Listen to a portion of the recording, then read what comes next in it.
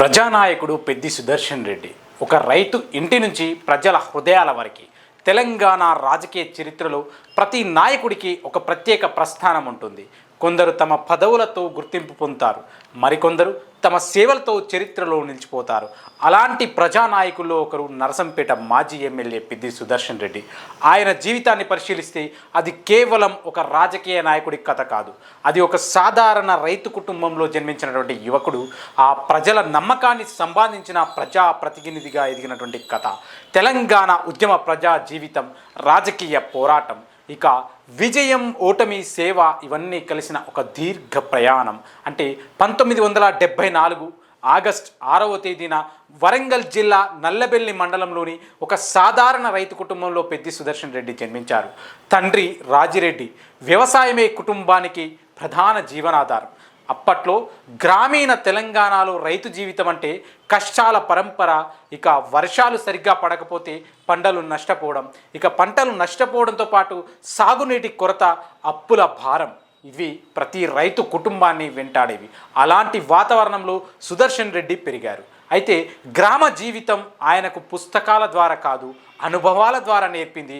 ఉదయం పొలాలకు వెళ్ళేటువంటి రైతులను చూడటం, ఇక చెరువులపై ఆధారపడేటువంటి వ్యవసాయ గ్రామ సభల్లో పెద్దలు చర్చించేటువంటి సమస్యలు, ఇవన్నీ ఆయన వ్యక్తిత్వాన్ని మలిచాయి. చిన్ననాటి నుంచే ప్రజల కష్టాలు తెలుసుకున్నటువంటి ఆయనలో సమాజం కోసం ఏదైనా చేయాలనేటువంటి భావన క్రమంగా పెరిగింది. నల్లబెల్లిలోని ప్రభుత్వ పాఠశాలలో విద్యాభ్యాసం ప్రారంభించారు. సాధారణంగా విద్యార్థిగా ఉన్నప్పటికే స్నేహితులతో కలిసిమెలిసి ఉండటం, పాఠశాల కార్యక్రమాల్లో పాల్గొనడం ఆయనకి అలవాటు. అనంతరం వరంగల్లోని మహబూబియా జూనియర్ కళాశాలలో ఇంటర్మీడియట్ పూర్తి చేశాడు. ఉన్నత విద్యను కొనసాగించే అవకాశాల కంటే కుటుంబ బాధ్యతల్ని, వ్యవసాయ గ్రామ జీవితం ఆయన్ని ప్రజల మధ్యకి మరింత దగ్గరగా చేశాయి. అయితే విద్య పూర్తయిన తర్వాత వ్యవసాయంలో కుటుంబానికి తోడ్పాటేందుకు గ్రామ సమస్యల్ని మరింత దగ్గరగా గమనించాడు. అంటే ఆ విద్య పూర్తయిన తర్వాత గ్రామంలో ఉన్నటువంటి గ్రామ ప్రజల యొక్క సమస్యల్ని, రైతుల యొక్క సమస్యల్ని, వారిలో చుట్టూ కలిసిమెలిసి తిరిగే క్రమంలో వారి యొక్క సమస్యల్ని దగ్గరగా గమనించినటువంటి వ్యక్తిగా పెద్ది సుదర్శన్ చెప్పుకోవచ్చు.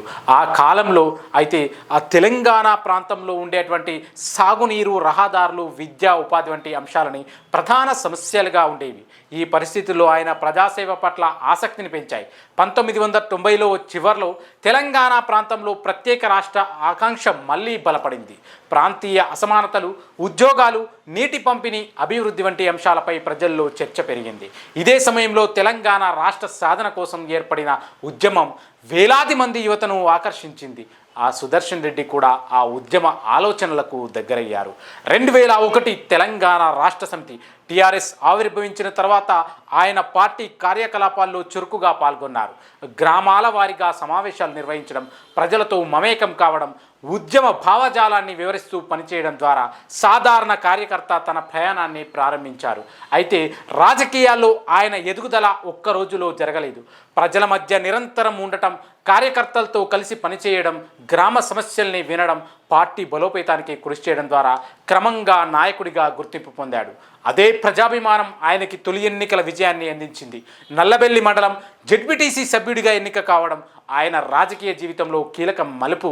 ప్రజల ఆయనపై ఉంచిన విశ్వాసం, ఆయనపై ఉన్నటువంటి నమ్మకాన్ని అది మొదటి నిదర్శనం అని చెప్పుకోవచ్చు. ఇక ఈ విజయంతో సుదర్శన్ రెడ్డి రాజకీయాల్లో ఒక కొత్త అధ్యాయం ప్రారంభమైంది. ఇక గ్రామ స్థాయి నాయకుడిగా మొదలైన ఆయన ప్రయాణం జిల్లా స్థాయి నాయకత్వానికి ఎలా చేరుకుంది, తెలంగాణ ఉద్యమంలో ఆయన పాత్ర ఏమిటి, ఇక నర్సంపేట ప్రజల విశ్వాసాన్ని ఎలా గెలుచుకున్నాడు అనేటువంటి విషయాన్ని కూడా చూద్దాం.